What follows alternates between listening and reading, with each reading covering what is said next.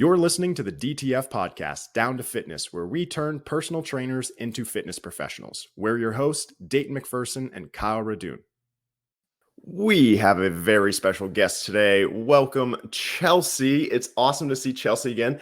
Chelsea used to work at Health Tracks with Kyle and I, and we decided to have her on to talk about group exercise, something that I don't have a lot of experience with, but Kyle and Chelsea do. So she is a group exercise rock star. We are very, very excited to have her here to discuss basically her background, how she got started in fitness, why training, why group exercise, and what's it like to be one of the best instructors in Rhode Island. So Chelsea, welcome to the podcast. Awesome to see you again.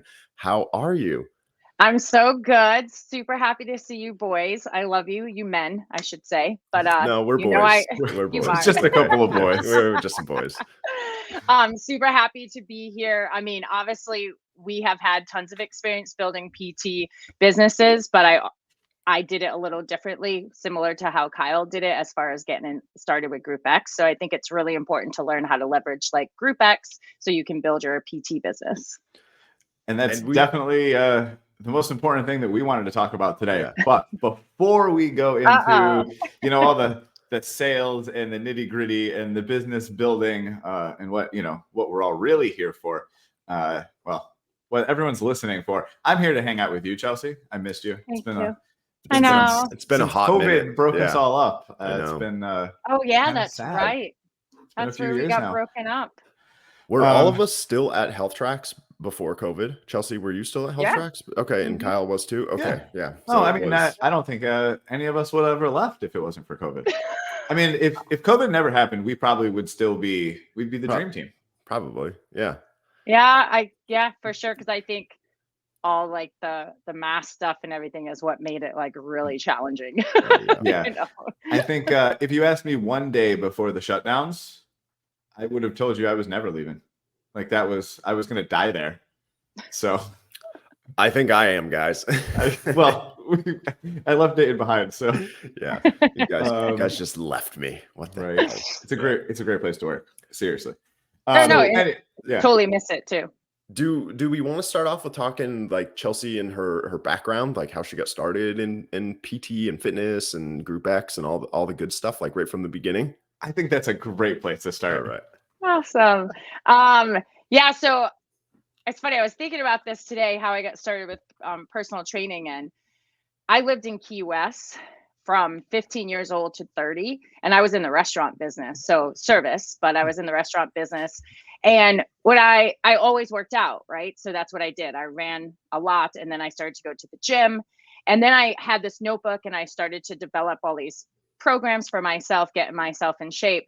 And in the restaurant business in Key West, I was definitely getting like torn down just from the lifestyle. So I was looking for something else to do. So I was really interested in getting my certification and pursuing the next step there. But how it really started was there were a lot of my coworkers getting injured because we were a big, huge place that had to carry trays, and we had to carry the trays up and down stairs. And everyone was getting shoulder injuries because they just weren't either carrying them correctly or repetitive movement. And so I started to look more into it and started to help all my friends not only learn how to carry a tray properly, but then strength train to do so. And that's how I started to really understand like, oh, there's something to this. And then I just started to pursue it, got my certification.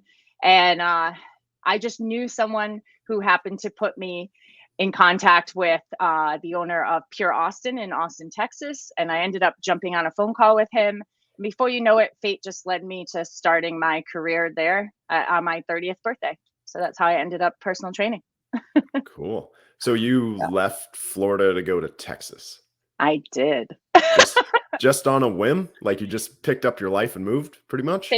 Basically, I had gone to Austin, Texas back when I was 26 years old for about 1 year. So I knew it, and I knew that's how I actually had the contact and the connection. But yes, like I actually kind of a cool story. I got finally onto a meeting with him. This is before we had Zoom. This is before we had cell phones kind of technically. And got on a phone call, and he's like, well, when you move out here, why don't you come and we'll have an interview and see like if you're a good fit. And I was like, well, why don't I fly out there for an interview and then move with a job? And he was like, oh, okay. So I flew out there, obviously on my own dime, and just was like, and I was coming into a place where they only hired people who had masters, and they hired people who only had, 5+ years of experience. And I went in for an interview. Pure Austin was like the gym of all gyms, but it was definitely, their tagline was the new, the best, the only. And so they definitely led on the fact that they're going to always have the newest classes, the newest equipment, and stay like right on top of trend.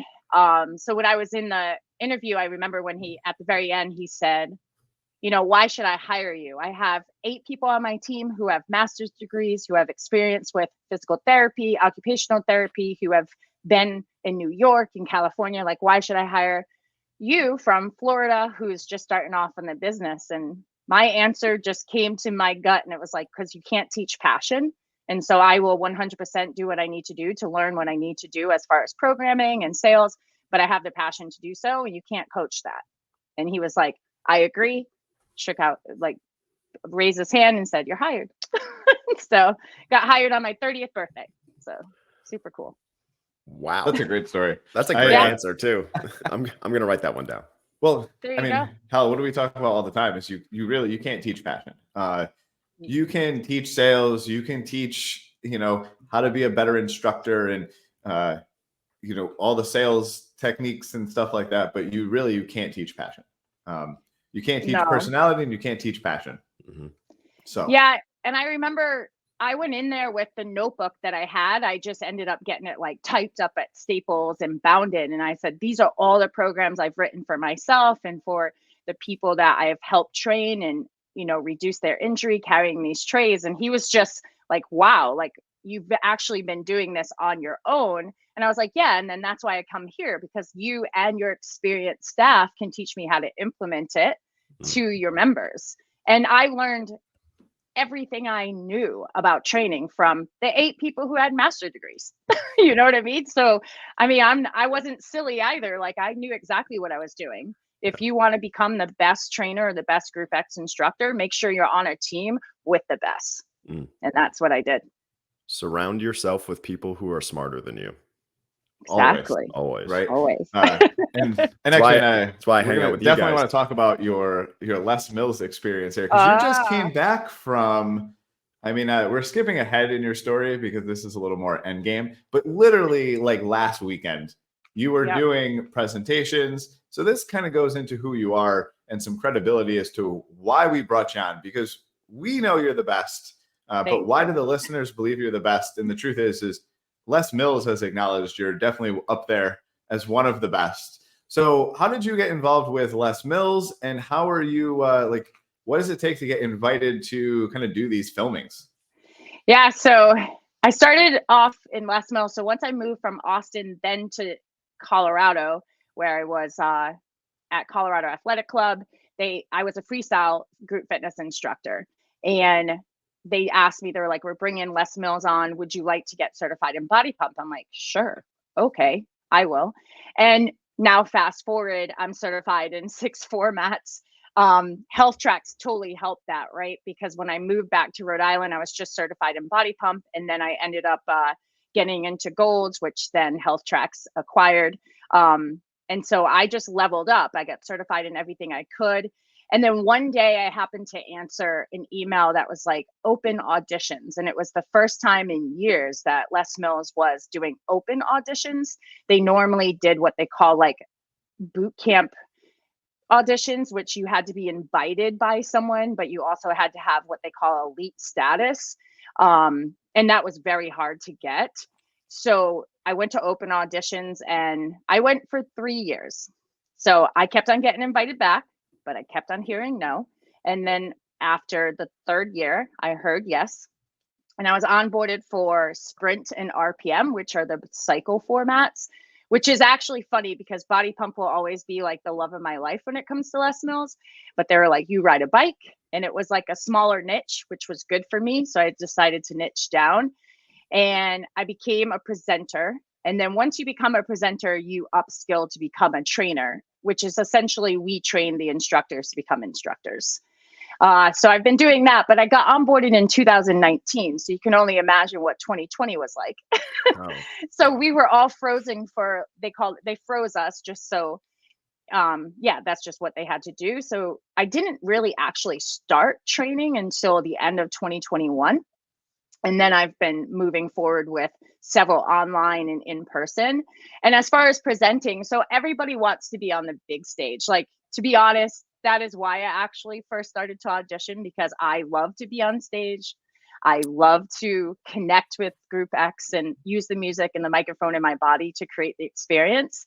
I didn't know how much I would love actually training and the education side of my job, but the stage is always going to be what we all kind of shoot for. But it's not, I mean, in some people's eyes, it might be the end game, but it really is just the gateway, right? So, but fast forward, I got an opportunity to be selected for masterclass filming, which is a once in a lifetime opportunity. It doesn't happen often. Many people will tell you that they spent their whole career never getting that chance in Les Mills. So I'm very blessed. And I happened to be selected for RPM 100. So it's the 100th release. So it was a global filming in LA, and 17 of us stepped on stage. We had the program director, Glenn, Boss Hollander. These are big names in Les Mills. And then 15 other global presenters from France, Spain, Saudi Arabia, Brazil. It was super awesome. It's like the pinnacle moment of my career. That's an incredible experience. Yeah, kudos to you. Yeah. Thank you. Thank you. But I couldn't have done it without the support of the team. Like, it's because of my team, all of us. That's what a good leader says, but we all know you put in the work. You did it. Nice yes, job. I know. Thank you. No, I mean, it's very fascinating to me, because I don't even know if we've ever talked, because I got started with MOSSA. Sorry, Les Mills. We're on the other side of the fence over there. But I also taught MOSSA too for health tracks. Oh, that's right. That's right.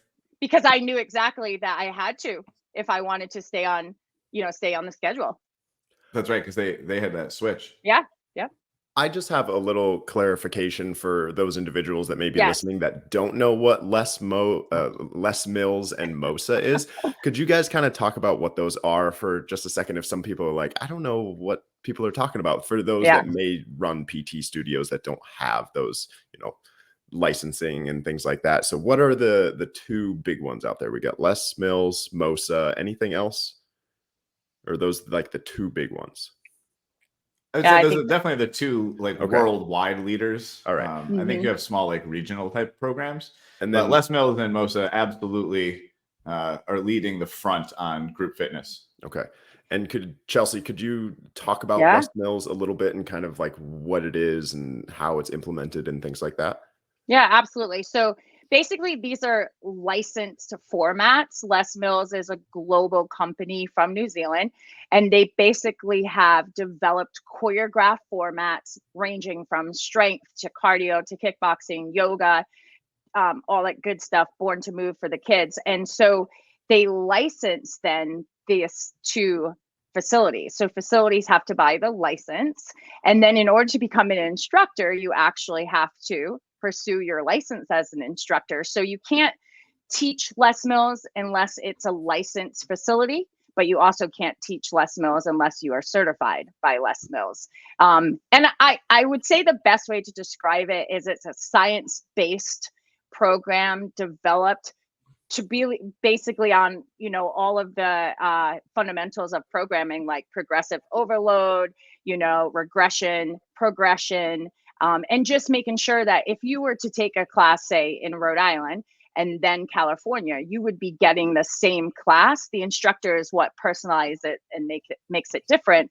But that if you're going for body pump, you're going to get squats, chest, back, biceps, triceps. And if you went to go take a class, say in Germany, you're going to get the same class, right? So, and I think there's something to say about that when you have a facility, creating like a standardized approach to group fitness is also going to help regulate safety and effectiveness. And I love this so much, because if you look at group fitness, decades ago, it was pretty much the average person looking for like a part-time job. They like the gym. They kind of like to sweat. They were, basically like minimum wage positions. They get, go lead this class. They go up there, they make stuff up, they jump up and down from a step. People get hurt, their knees hurt, their feet hurt.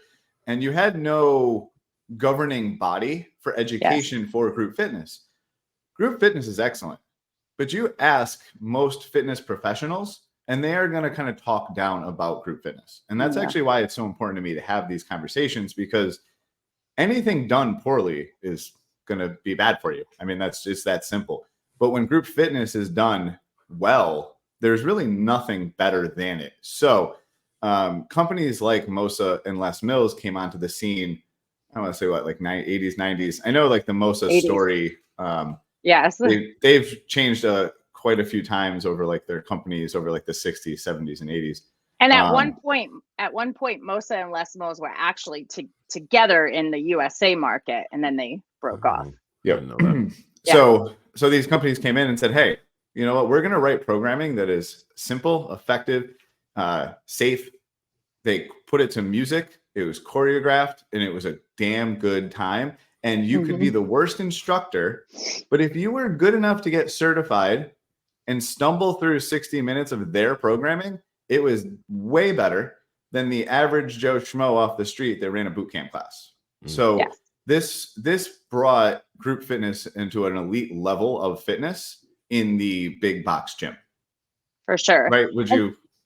I agree. And then each MOSSA, Les Mills, or any other organization, Zumba as well. Zumba's a pretty big one as well.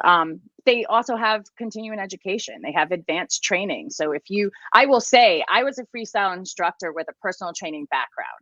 100% my classes freestyle were very different than someone who was just a Group X instructor. I understood how to program a warm-up, what to look for. So if I saw a lot of like internal rotation when people raise their arms, I knew like that I was not going to do a ton of pressing in the workout. But obviously not everyone knows those things. And what I loved about when I started to go into Les Mills was they already did that thinking for you.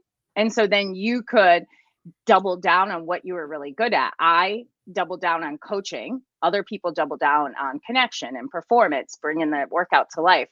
But I definitely think sometimes they get looked down a lot, like, oh, cookie cutter. Well, that's where then you as a person can like come through. You don't have to think about music. You don't have to think about the program. Now you can actually coach the people in front of you and bring your personality. And for me, and anyone knows me in fitness, I have a big energy around working out. So when I can come into the room and I can be me and put my energy out on the floor and not worry about what's next or what song I need to play. I don't have to focus on being DJ, or I don't have to curate the perfect playlist the night before at 1 o'clock in the morning. Because like, this is what instructors used to do. Oh yeah.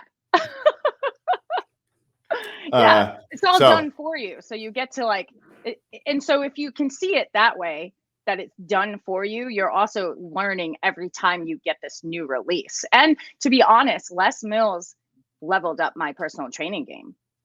So they both contributed to each other. I know Dayton's like, how?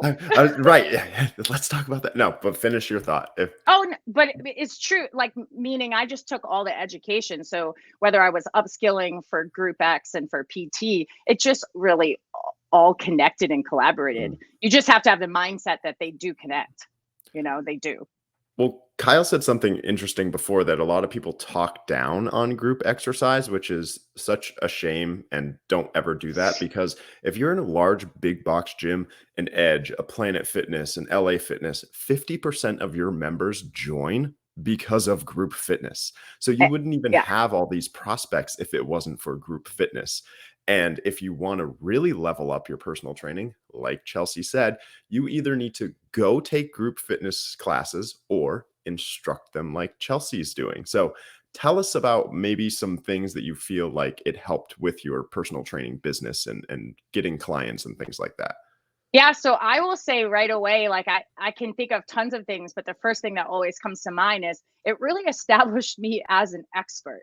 It just really established me as an expert, but it also got me in front of a lot more people. So definitely coming up like in my 30s, I didn't have a ton of development like at Health Tracks that taught me, closing techniques. So all I could really rely on was my experience from the restaurant business, which was say hello to everyone when they walk in the door, say hello to everyone when they leave. And when you're walking through the hallway, say hello, but group fitness allowed me then to connect and learn their names.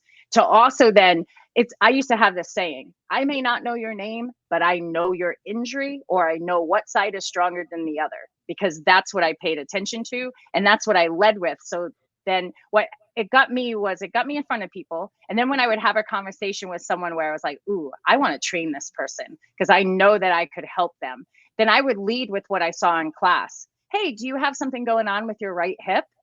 How did you know that? Oh yeah, I saw that you were a bit unstable in the lunge track. Do you want to set up a 30-minute consult and we can just work on that? I'll give you a couple of exercises, and boom, it established me as this expert. And it led most likely into training packages and programs. And I think for me, as you know, in every place, we just keep on adding trainers, right? Yes, there's a need, but we just keep on getting more personal trainers. So for me, if I could teach a couple of primetime spots, then if you were a brand new member, you knew me before you knew a lot of other trainers. Ooh, so sneaky. I like it though. It's smart. Yeah. No, I mean, you want to meet everyone in the gym as a new trainer. I'll never forget. I got hired with 2 other guys. And when I'll never forget, my fitness director said to me, he goes, all right, I want you guys to go meet 5 people, go get 5 names and numbers. And the 3 of us went out. 2 of the guys went to the weight room. And I took a right, which happened to be towards the machines and the group fitness side of the gym. Now I was brand new in this gym. I didn't actually know what right meant. I just happened to go right. A group fitness class was ending. And I got talking to one person. And while I was talking to that one person, 6 people stood next to me waiting for me to finish the conversation because they wanted to talk to the person I was talking to. Next thing I know, I'm involved in a conversation with 6 people because this community around group fitness, everyone gets out of class and they all group up and they want to hang out. They all go out for coffee. They go out and get lunch. I just put myself accidentally in the circle of this group of friends, met 6 people, got all 6 of their numbers, went back to my fitness director, and I was like, hey, that was easy. Oh, okay, go out and do it. Go again. Now, 5 minutes later, the next class is walking in. I just met another half a dozen people. And it didn't dawn on me instantly because I had no experience as a trainer. So this happens and it goes, weeks and weeks go by. And I need to build my business and I'm trying to book appointments. I went, well, I got those numbers from my fitness director a couple of weeks ago standing right here. So I'm going to stand right here. In one day, I booked 3 appointments and I got my first training client. 100%. Never looked back. Yeah. I went and I signed up to become an instructor. I put myself in the front of the room. I went and I got those primetime spots because I took the time to become the best instructor I can be. People loved my class. I have some pretty good fun energy. So even when I screwed up the choreography and the moves, they loved me so much that we just laughed in the middle of class. It was okay. Brought this amazing time. And then all of a sudden it was, how do I get more of you? Well, I only teach once a week because I'm a busy personal trainer. So you get me on Saturday mornings, but that's it. You want to work with me Monday, Wednesday, Friday, you gotta book these appointments.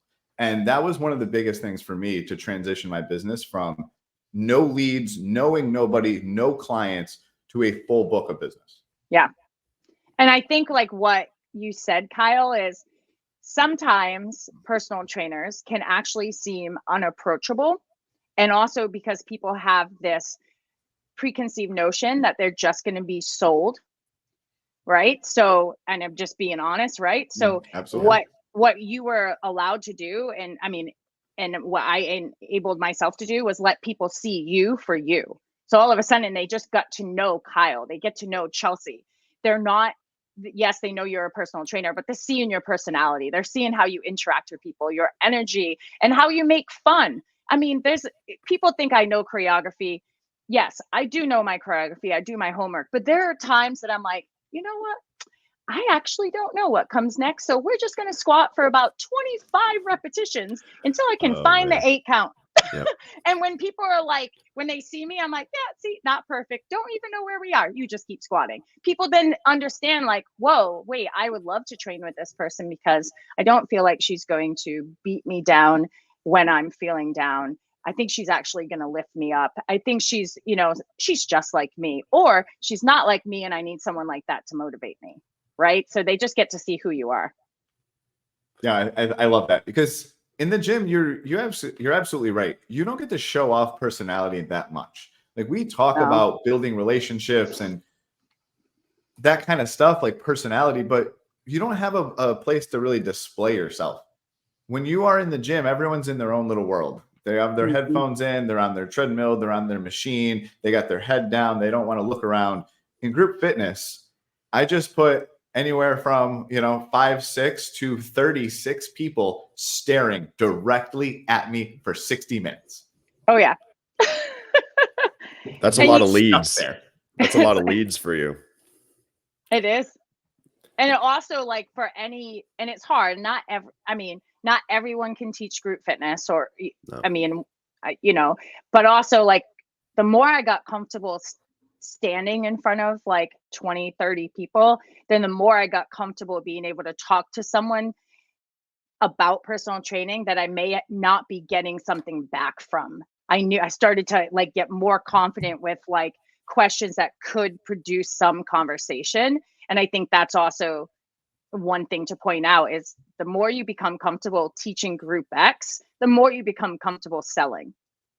So you're exposed. It's a confidence thing, right? So yes. Yeah. Well, I mean, I never did group exercise, but I did small group training. So obviously mine is a little different, but I can definitely understand where you're coming from. Like being on that stage, being in front of all those people, you being the expert, like it's different than one-on-one. Totally. I mean, it's more so that these people are coming in, they want to have a good time. It's about energy. For me, small group wasn't about the workout. It was about how much energy can I bring and how much fun can I have in the next hour. And I was always exhausted after I did small group because it wasn't like I was doing the exercises with them, which you all do in group fitness, but I was just like rah the entire time, and it knocked me on my butt for like the next 2 hours. Oh yeah. But all of those people that were in small group with me, they would also do one-on-one, or they would turn into another small group that they wanted to start. And I had this running list of people that were like, let me know when you have availability because I would like to train with you. And I was like, I'll let you know, but I'm completely full right now. When someone would drop off, I would go right to that person and be like, remember you said you wanted to train with me? I was like, I finally have a spot open. I've got this time and this time. So you just have an ongoing list of leads for yourself when you're in front of that many people. Why anybody wouldn't teach group X, small group, anything like that is just beyond me. And that's what I actually learned from you, Dayton, was the wait list. Yeah. That's what I learned from you. Hell yeah. Like started to just make this list. I would put time slots that people were requesting. And that was my lead. I was like, if you want to get on my wait list, then you'll be the first person I contact when that comes open. And then, and it was almost like this privilege to be on the wait list. Oh yeah. You get to train with Dayton, or you get to train with Chelsea. I was like, yeah, I've been on a wait list for 6 months. It's like a country club, right? It's like, we're at capacity now, sir. Unfortunately, you can't join the country club this year. We will let you know when you can. And then when you do, you're like, yes, I'm special. I get to train with Chelsea. And from my experience, I was like, there's nothing better than getting that call and being like, hey, you can start training with me now. And they would pay any price. Doesn't matter. I think that's the most important thing to maybe highlight what we're talking about is what group fitness does is it helps people know who you are. And then when, say, a membership representative is like, do you want to go to a strength class? Chelsea, our trainer, she teaches body pump. She'll take care of you. So why don't you go to that class? And then we'll set you up a consultation with her so you can discuss more your goals and get you familiar with the amenities of our facility. It's a great gateway also for membership because they just know exactly, they trust the trainer. They know that they're going to deliver great results. And then that way, then we can maintain that member. right? So, I mean, I worked hand in hand with so many membership representatives because I was like, if you recommend me, then I will maintain that membership for you. Well, I will make sure they do not cancel. Yeah, absolutely. And you know, it's funny, this is actually just dawning on me now is Dayton, like, I don't know, 5-10 minutes ago, you mentioned that 50+% of people join the gym for group exercise. What percentage of people join the gym for personal training? In my Rex Roundtable group, we have found that it's anywhere between 1% and 3% penetration. Okay. Exactly. So if I took 100 people to join the gym, 50 of them are there for group exercise. One of them is there for personal training. Yeah. If you are a trainer, do you want to go in the room with 50 people or the room with one? Exactly. Because that 50 will turn into one. Because the one will turn into the 50. It's not because they didn't want personal training. It's because they didn't know. Group fitness is just popular as all hell. Group fitness has been infiltrating people's living rooms since the beginning of the TV. So this whole concept of like hiring a personal trainer isn't something that people think that everyday people need. They think of like bodybuilders and like stuff like that. But group fitness is for everybody. So when they walk in your gym, that's the mindset that they have. So if you're the instructor, now I'm going to put those 50 people in front of me first. And my other team of 12 trainers that refuse to have anything to do with group exercise, well, they can fight over the one. Yeah. There we go. And you know what group fitness too is? All group fit. Well, there's a lot to say that what group fitness is, because it's like a party. It's a group community. You know, you're meeting friends, but it's just another form of accountability that PT is, right? Like body pump is say on the schedule Monday, Wednesday, Friday. So I'm going to hold myself accountable to go to the gym at 9 a.m. to take the strength class. All that is a form of accountability. And then the instructor can, you know, use it as a gateway to increase the accountability as a trainer, you know? Absolutely. So I'm going to focus on your stability, your stabilizer muscles in our personal training session. And then you're going to focus on strength and power when you take group fitness Monday, Wednesday, Friday, right? So it's just like this gateway. I love that you said that, because we've been talking a lot about how to turn group exercise into like personal training sales. But if you actually flip that around, I like to use it as a retention and results piece, because a lot of people, I mean, granted, we talk a lot about 2, 3, 4 times a week personal training. I never loved the 1 time a week person. However, if budget only allows for 1 time a week and someone comes in and sees you 1 hour a week, they are not really going to get the result that they want. You end up being the trainer that they spent some money on and whatever. If you have them 1 time a week and you put them into group fitness 2, 3 times a week, they're going to keep the accountability.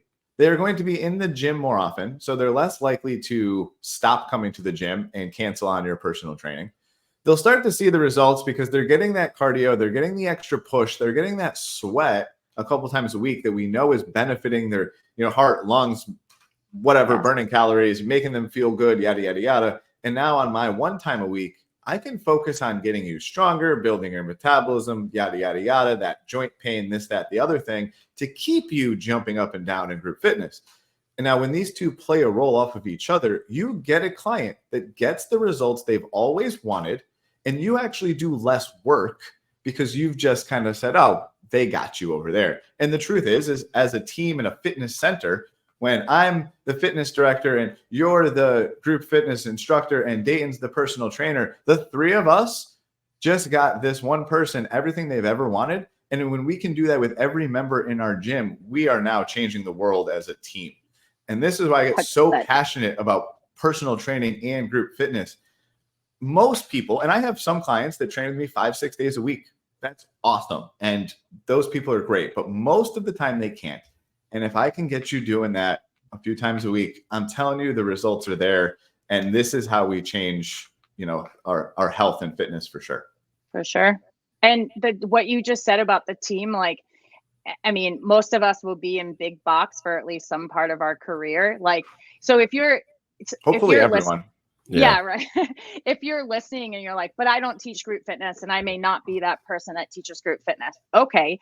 But Kyle, your new buddy on your team, does. So work with Kyle. Hey, Kyle, I know you're also trying to build your business, but can I, like, at the end of your class, can you just introduce me, and can I maybe possibly set up some body comp consultations, some, you know, injury prevention consultations? Like, work with your other people who are group fitness instructors and buddy up, because I remember I had one woman who did not teach group fitness, and I understood, it was fine. I was like, but if you stick with me, if you meet me at this top of class, at the end of class, we'll get you some leads. And sure enough, it just became like we were the duo. And Absolutely.